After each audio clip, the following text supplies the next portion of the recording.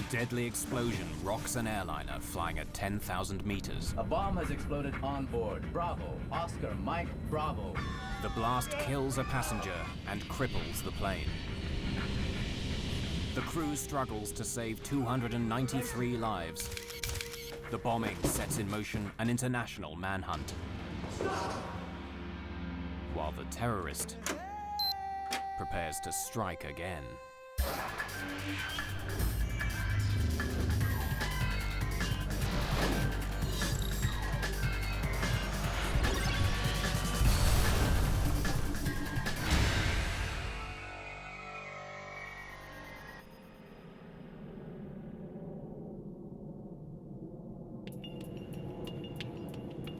On December the 11th, 1994, Philippine Airlines Flight 434 is 2 hours into the second leg of a routine flight from Manila to Tokyo. An unsuspecting passenger is sitting on a ticking bomb. The explosion on board cripples the flight control system. Unless the pilot can regain control, the jumbo jet may crash into the Pacific Ocean.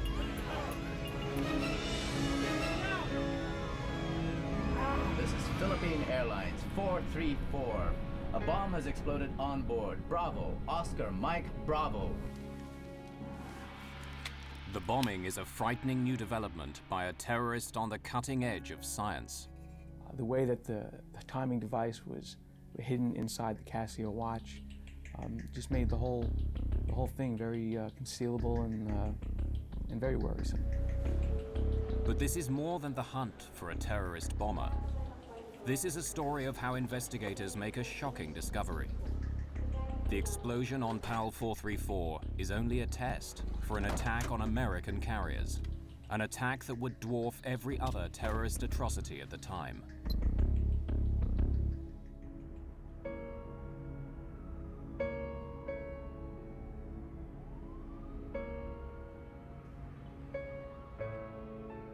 It's before sunrise on December the 11th, 1994. While most inhabitants of this city of 1.5 million have a few more hours to sleep, 26-year-old Amaldo Forlani makes an early start.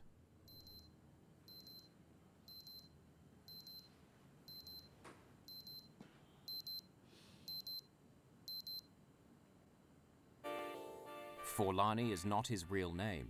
It's the alias he's chosen for today's mission. He's actually from Pakistan, not Italy. He is putting his latest invention through an important test. Everything must go like clockwork. In his line of work, there's no room for error.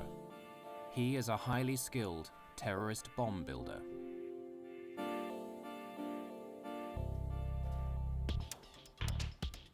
He packs the liquid explosive bomb very carefully.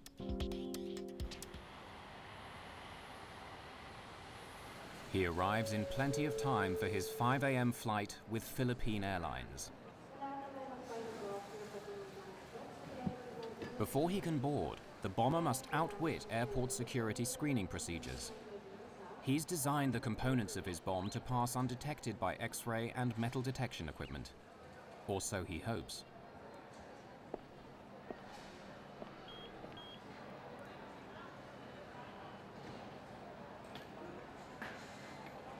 He bought the ticket as Amaldo Forlani.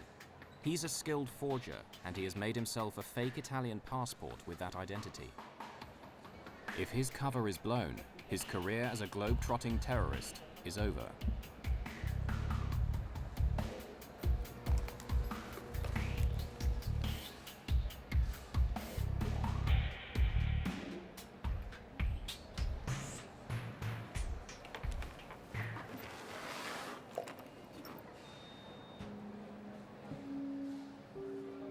Having successfully got the bomb through airport security, he boards his Philippine Airlines flight. The final destination of PAL 434 is Tokyo, but there's a stopover in the Philippine resort town of Cebu, over 550 kilometers to the south of Manila. This is as far as the bomber is flying today.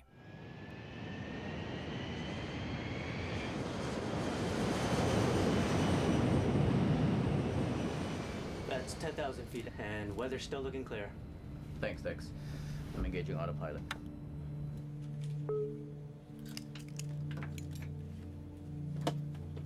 Good morning, ladies and gentlemen. This is your Captain Ed Reyes speaking. Welcome aboard Flight 434, flying south from Manila to Cebu and continuing onward to Narita Airport, Tokyo. Flight 434 is under the command of Captain Ed Reyes, a former Air Force pilot who's been flying for Philippine Airlines for 9 years. And our estimated arrival time is now 5:45. The weather in Cebu is... The first leg of the flight is fairly empty. Passengers are scattered around the jumbo jet's 400 seats. After takeoff, the bomber is able to move. He chooses seat 26K, located directly over the center fuel tank in some 747s. The cabin is tended by stewardess Maria de la Cruz. She flies domestic routes and has worked for Philippine Airlines for 1 year. Can I get you some juice or coffee? Juice, please.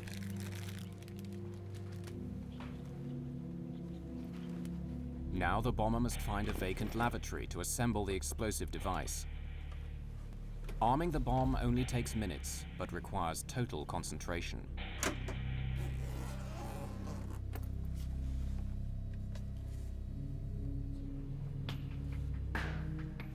The final step is setting the timer so it will explode in 4 hours' time, long after he leaves the plane.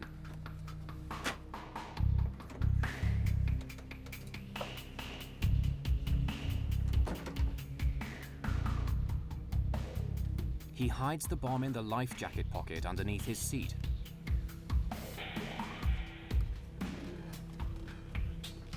He then changes seats.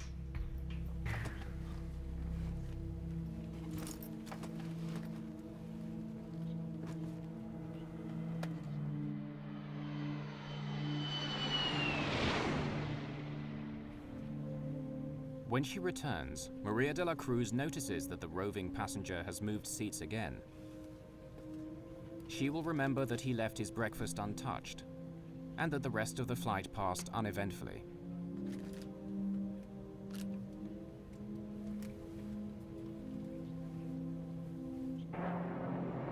As Philippine Airlines Flight 434 begins its final approach into Cebu, more passengers are getting ready to board the aircraft that will take them onwards to Tokyo.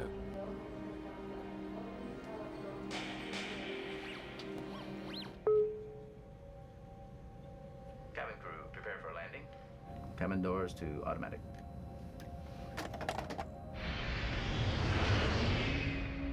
PAL 434 lands in Cebu at 6:50 a.m. and several of the passengers disembark, including the terrorist with the alias Amaldo Forlani. Bye-bye. Thank you. Maria de la Cruz will also leave Flight 434. A new cabin crew will take over for the 4.5-hour flight to Tokyo.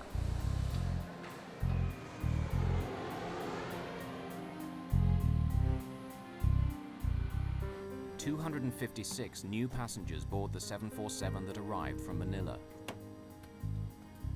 Many of the passengers in this cabin are Japanese. Among them is 24-year-old engineer Haruki Ikegami. He's looking forward to getting home to Tokyo after his first trip overseas.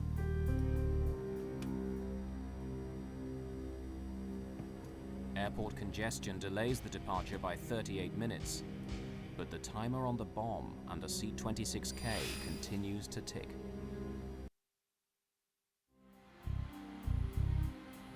"8:30 a.m., December the 11th, 1994. All passengers for Philippine Airlines Flight 434 are now on board for the leg to Tokyo. None of them is aware that 2 hours earlier, a terrorist planted a time bomb under one of their seats. Steward Fernando Bayot is assisting passengers in the forward cabin on this 4.5-hour flight. At 8:38, PAL 434 is cleared for takeoff. On the flight deck, Captain Ed Reyes is assisted by First Officer Jaime Herrera and Systems Engineer Dexter Comendador. Reyes and Comendador are both former Air Force pilots.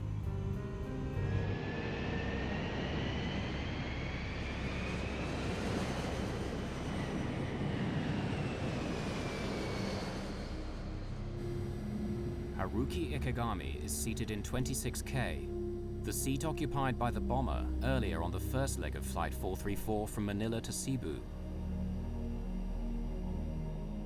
Several passengers in this cabin are co-workers, traveling with a Japanese tour group, including Keisuke Aoki and Masaharu Mochizuki. After takeoff, everything seemed normal. We were flying at 10,000 meters. I was reading a magazine, then the meal was served. After eating, I went to sleep. 31-year-old Yukihiko Usui stayed up all night on the last day of his trip, and he's ready to nap after breakfast. He's sitting in row 27, one row behind the seat vacated by the bomber 4 hours earlier. Ladies and gentlemen, this is your captain speaking. It's a beautiful day in Tokyo, sunny and 26 degrees. I expect we'll be landing at Narita Airport in 2 hours' time. 2 hours into the flight, PAL 434 is cruising on autopilot 10,000 meters above Minami Daito Island, southern Japan. To ease the pilot's workload, the autopilot remains on throughout the flight, keeping the aircraft on a constant heading and altitude.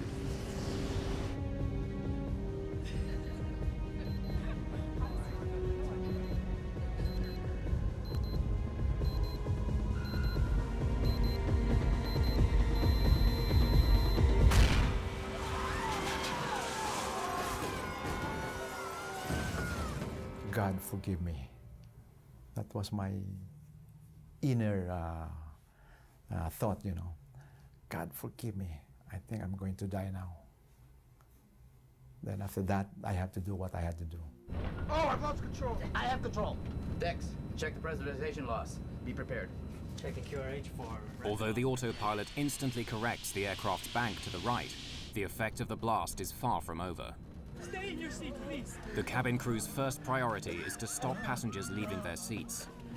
Yukihiko Usui is sitting in the row directly behind the explosion. Both his legs are badly wounded. Steward Fernando Bayot moves him away from the blast site.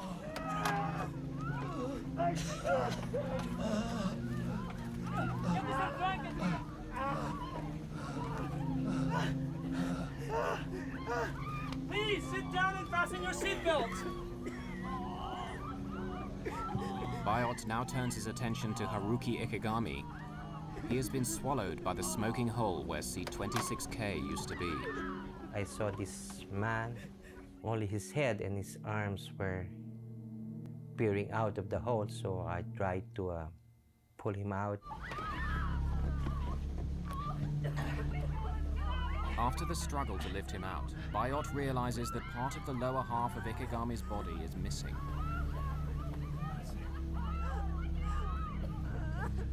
Within a couple of minutes, he dies. The cabin crew do not want Ikegami's death to panic passengers, so they pretend to minister to him. Bayot then reports to the captain. Oh, Captain. Okay? Keep the passengers calm. Make sure they stay in their seats.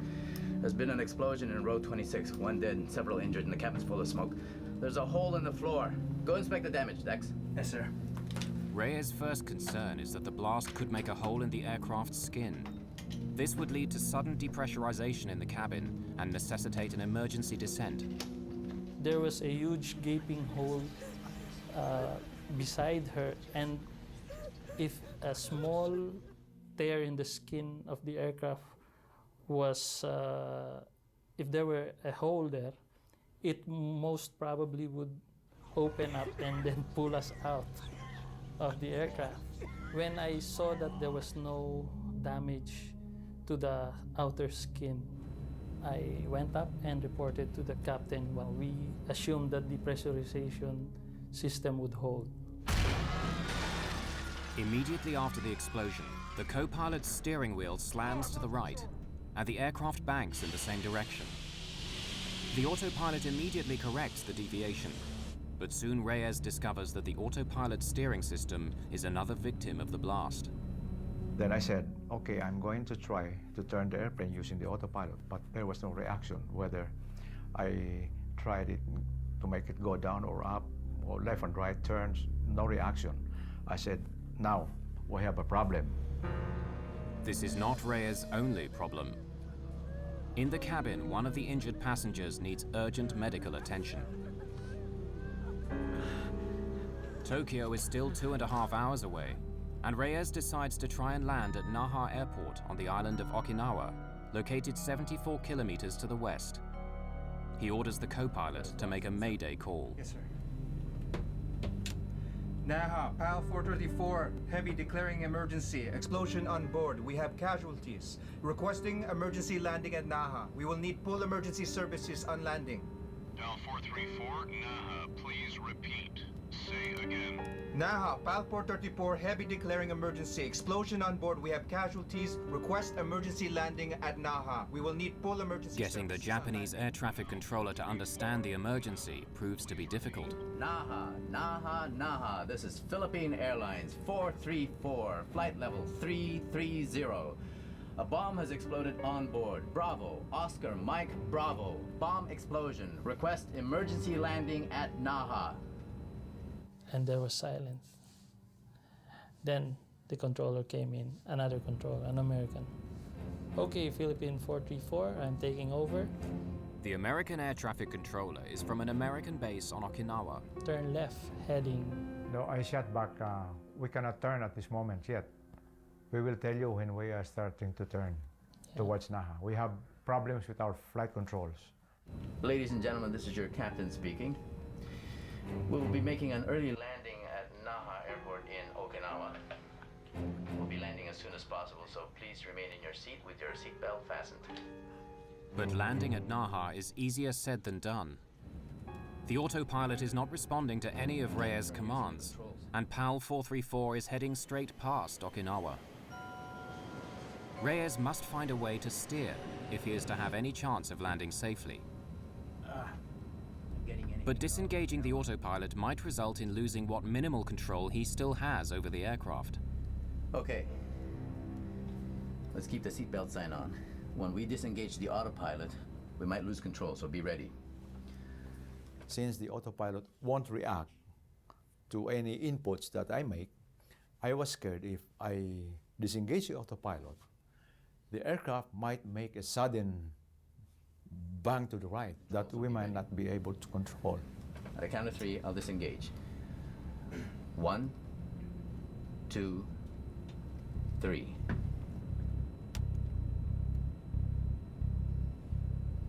One, two, three. Tuck. Nothing happened.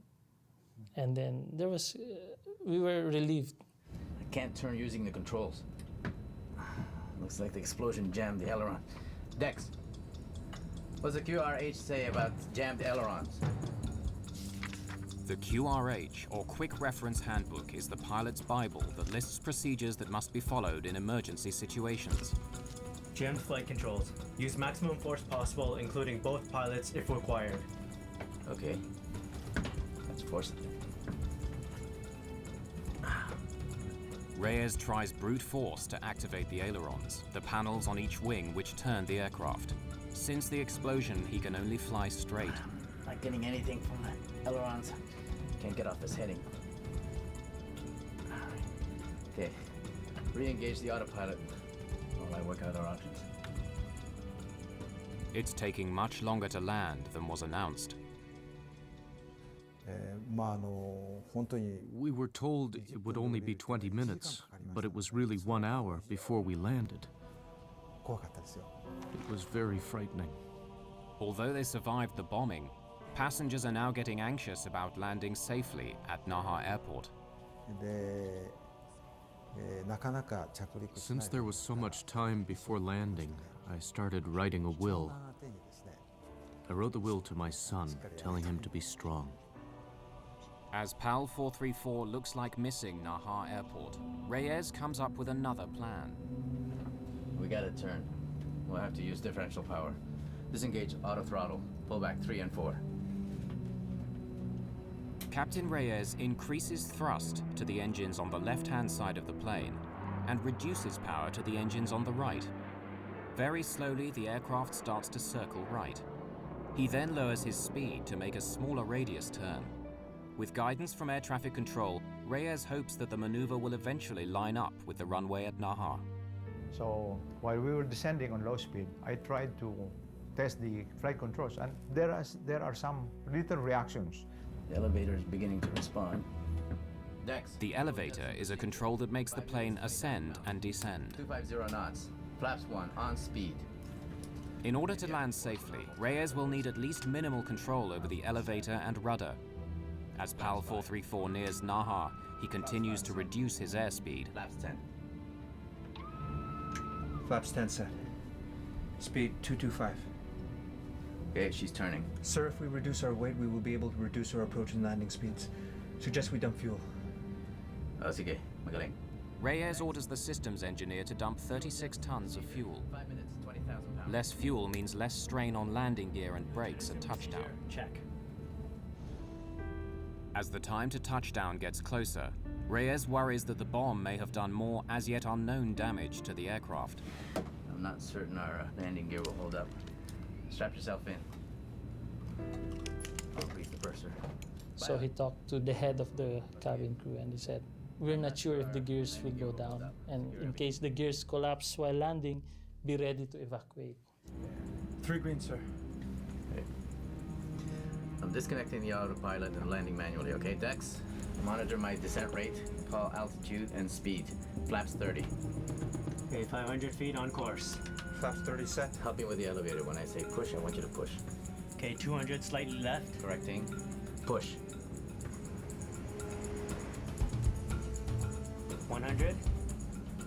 50. 30. Power off. Pull. Your last command was pull. Yeah, my last command was pull.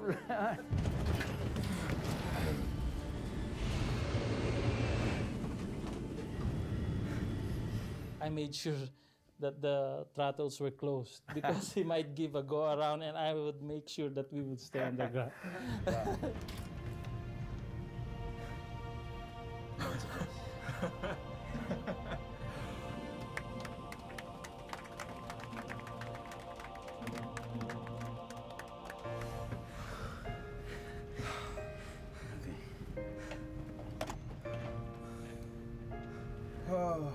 Ladies and gentlemen, this is the captain speaking.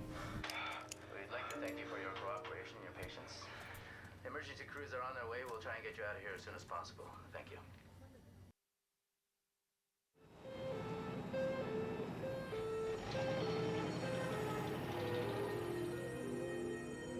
The Philippine Airlines 747 is now a crime scene under Japanese jurisdiction. As investigators from the Okinawa Police Department set out to solve the mystery of what happened, they turn their attention first to the dead man in seat 26K. The forensic pathologist recovered 94 fragments embedded in Ikegami's buttocks by the explosion. He suffered severe internal injuries and massive loss of blood. But tragic as it was, the effects of the explosion could have been much worse.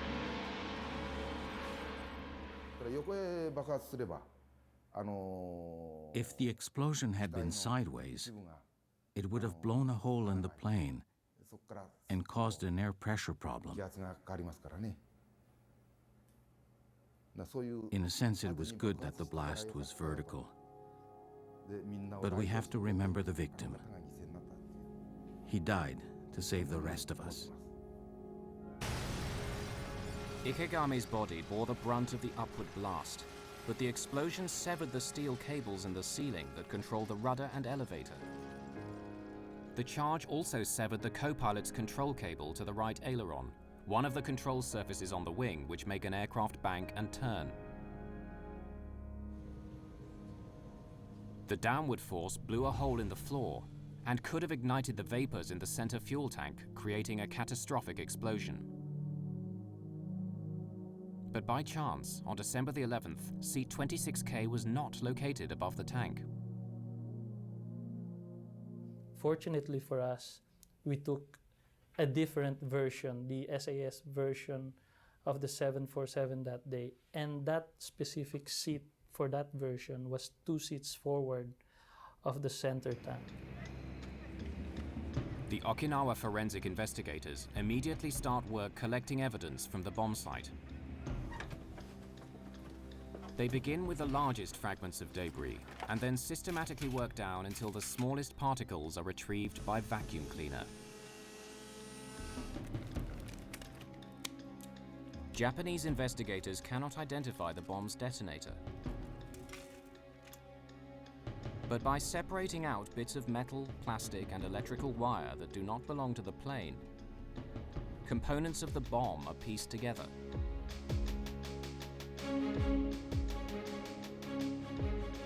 One forensic investigator is able to identify the bomb's timer. By reconstituting dozens of burnt fragments, he discovers it's a modified digital wristwatch. Investigators also discover that one of the bomb's 9-volt batteries is only sold in the Philippines. It's another clue that suggests that the bomber could be based there. Philippine National Police Deputy Chief Sonny Raisin is on the case.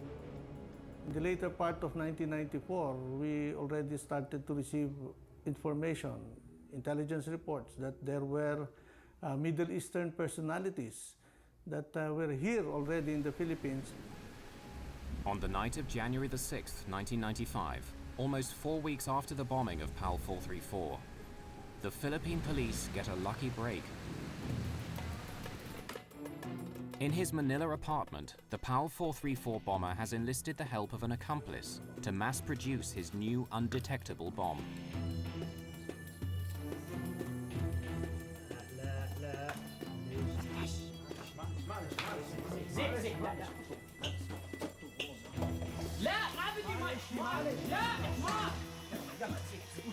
An attempt to burn off chemicals gets out of hand.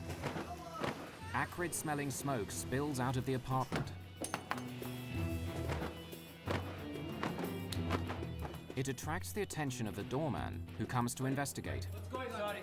We're playing with some fireworks, but it's okay. We put them out and we have all the windows open inside and we keep the door closed. It'll be fine, okay? You all open the door. No, if we open the door, the smoke comes in the hallway. We keep it closed to go out the window, okay? Come on. It's okay.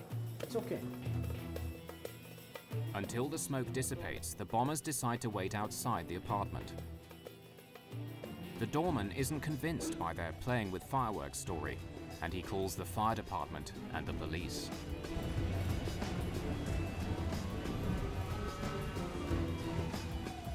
By the time the firemen come, the smoke is gone, and they leave after a quick check. The bomber now realizes he's left a very sensitive item in the apartment, and he persuades his friend to retrieve his laptop.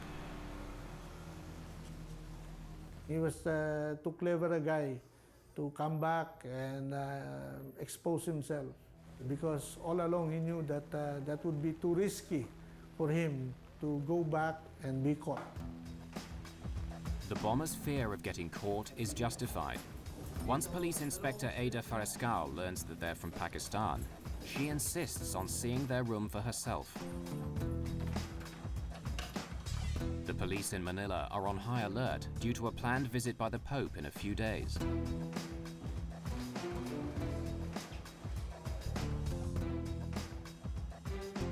What Inspector Farescal finds confirms her worst fears about the intentions of the tenants.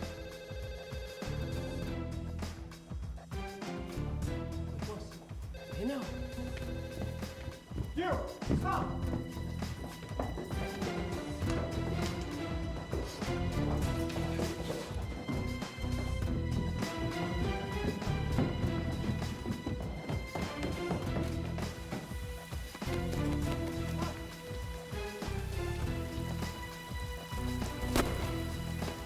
The shot distracts the apprentice and he trips over a fallen palm tree. But the cop discovers he has no handcuffs. The doorman improvises with the drawstrings of his windbreaker. In the meantime, the bomber vanishes. One of the first senior officers to arrive at his apartment is Sonny Raisin. Incident at Doña Josefa apartment was the breakthrough in opening our eyes that the Al-Qaeda terrorist cell was already operating here in the Philippines. The Philippine National Police know they've stumbled onto something big, and they inform Interpol, Scotland Yard, and the FBI.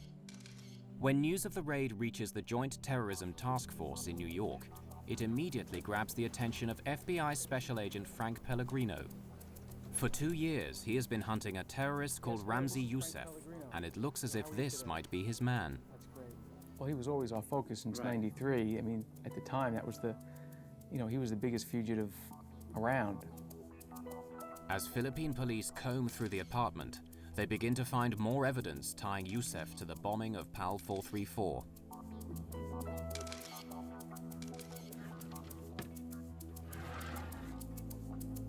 There was a similarity between the watches that were found in the apartment and the type of watch that was used in Okinawa. Putting together that watch, that was the watch that was on the bomb, on that Flight 434, and identifying those pieces eventually as a Casio watch, it was amazing. Yousef is a skilled forger. Investigators find several identification cards bearing various names, and photos in each of which he looks quite different. One ID card is of particular interest. So, almost as a dig to us, the ID card used the First World Trade Center bombing date as the date that the card was issued. So we knew right away it was Yousef that had been in the apartment. They knew chemicals. The chemical dictionary was a very well-used item, underlined, highlighted, well-read, notations throughout the book. Something that he used quite often. And I don't remember the exact number. I think there might have been 100 latent prints found on that belonged to him. They knew electronics. The way that the timing device was hidden inside the Casio watch just made the whole thing very concealable and very worrisome. The identification of the bomber of PAL 434 and the discovery of his bomb factory is very disturbing news for those responsible for airline passenger safety. Ramzi Yousef is an international terrorist who knows how to get his bombs past airport security. Bombs that are small, but if strategically located, can blow up a jumbo jet and kill not just one, but hundreds of people.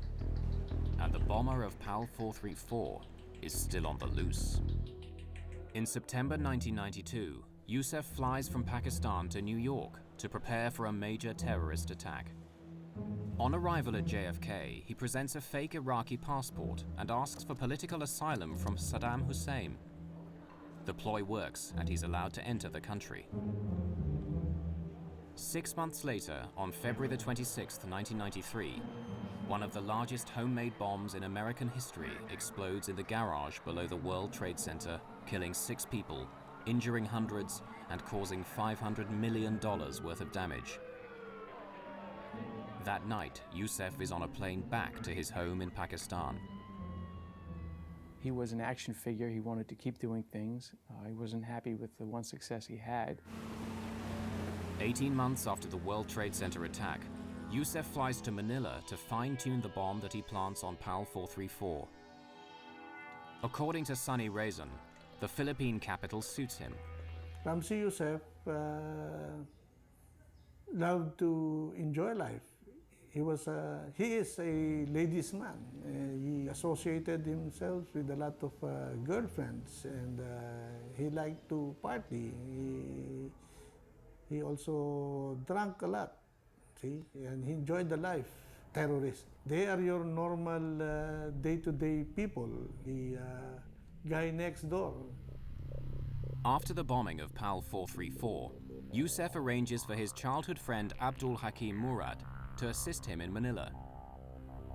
But on January the 6th, 1995, 2 weeks after his arrival, Murad is arrested and sent to the Philippine Police headquarters for interrogation.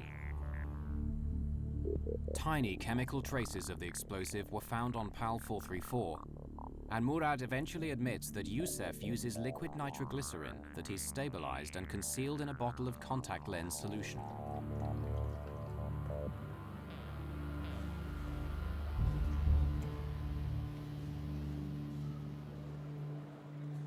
Murad also reveals that Yousef hid the bomb's potentially suspicious components in the heel of his shoes.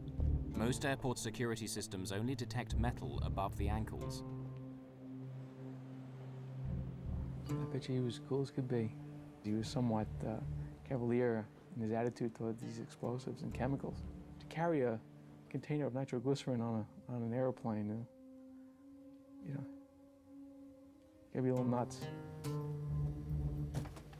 Murad's confession provides details of Yousef's actions after he successfully got the bomb components past airport security. Can I get you some juice or coffee? Juice, please.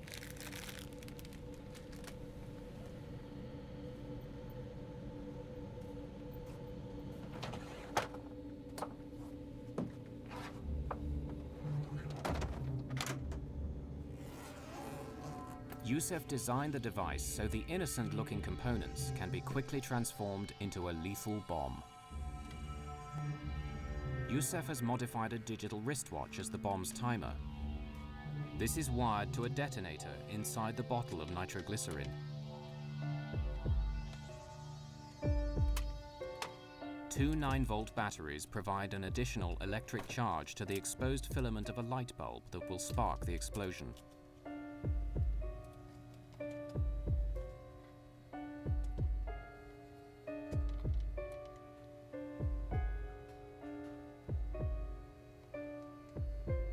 Yousef sets the alarm for 4 hours later, when he anticipates the plane will be flying high over the Pacific Ocean.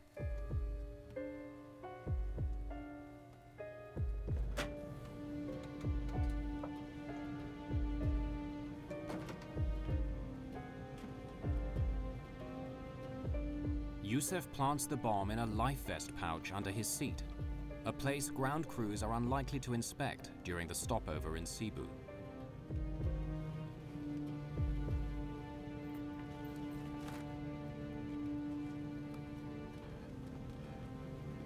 Soon after, he gets off the plane and disappears.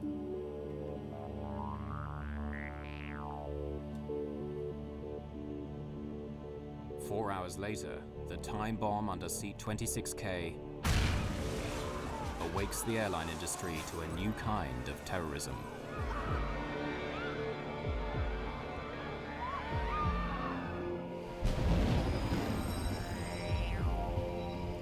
Murad's confession confirms Pellegrino's suspicions.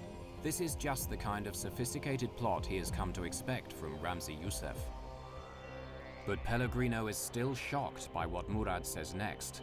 PAL 434 was only a test, a dry run for a much larger terrorist plot that will kill thousands of airline passengers.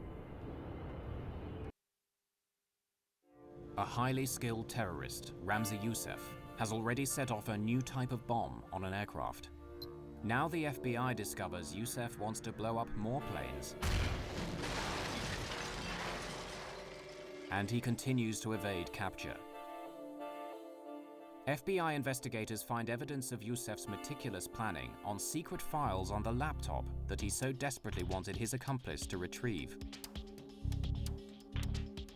On the laptop computer found in the Yousef apartment building was a file which laid out a plan for 5 individuals using code names. Individuals were not mentioned on the plan, to board about 3 planes each, 2 planes, a couple of people had 3 planes, planting bombs on the planes, and then returning back to their home. Hoping when they planted the bombs and with the timing devices, if everything went well, all bombs would go off within about a 6-hour time period. Any more than one would have been an airline disaster. So, you know, if they were 50% successful in their plan, I think it would have scared a lot of people for a long time. The file on Yousef's laptop reveals that the plan, codenamed Bojinka, is foiled with no time to spare. The bombing of 12 American planes is meant to kill 4,000 passengers. Yousef's campaign of terror against the airlines is scheduled to start less than 2 weeks after the bust of his bomb factory in Manila. By the time Pellegrino and the FBI team arrive in the Philippines, Yousef is long gone. So it was a worry and it was a missed opportunity. But we also, on a lot of these fugitive type cases, we're all not that different, and everybody goes home. Everybody needs to go home. And so the investigation again would focus back to Pakistan. The FBI immediately begin a publicity campaign in Pakistan, promoting their $2 million reward for assistance in arresting Yousef.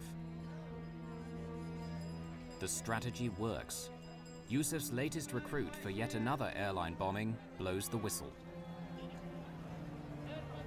On the day Yousef is due to leave his hotel in Islamabad, a Pakistani SWAT team moves in.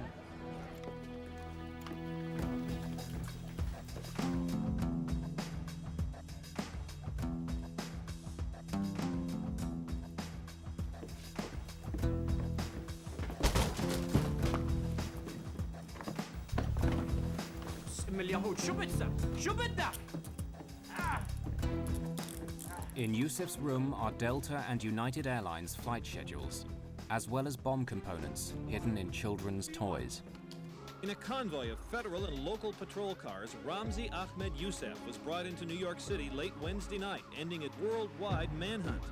He was arrested Tuesday in Pakistan by Pakistani authorities and brought back by the FBI on a U.S. plane, then into custody with heavy security on the street in case of any terrorist attacks prompted by his arrest.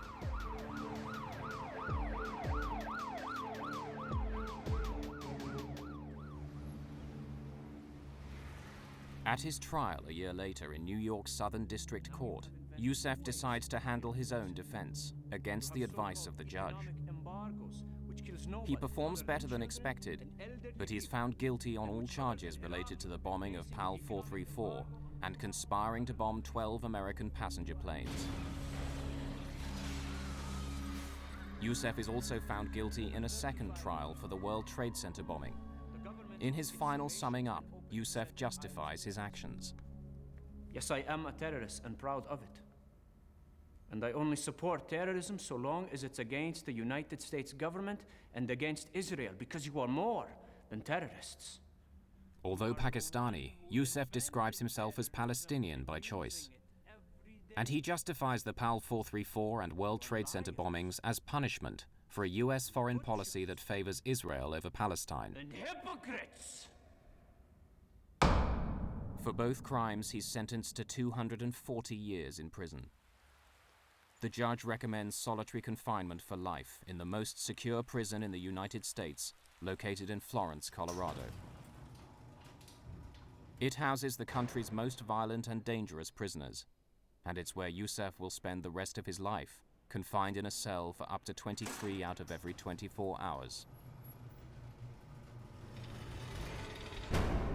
We cannot afford to just sit down and count our victories with the arrest of Ramzi Yousef. Somebody else has already replaced him, and somebody else is already thinking of how to circumvent these security measures that we've put up. In the year following Yousef's attack on PAL 434, the Federal Aviation Administration certified a machine to detect explosives. Not one American carrier bought it. Only after 9/11 was a law passed that required US airports to deploy explosive detection systems. But the most reliable models are expensive or too slow and still not widely employed. Well, it was the old saying that we have to be right 100% of the time. Terrorist only has to be right once. Although there hasn't been a successful airliner bombing since PAL 434, those who forget the past may be destined to revisit it.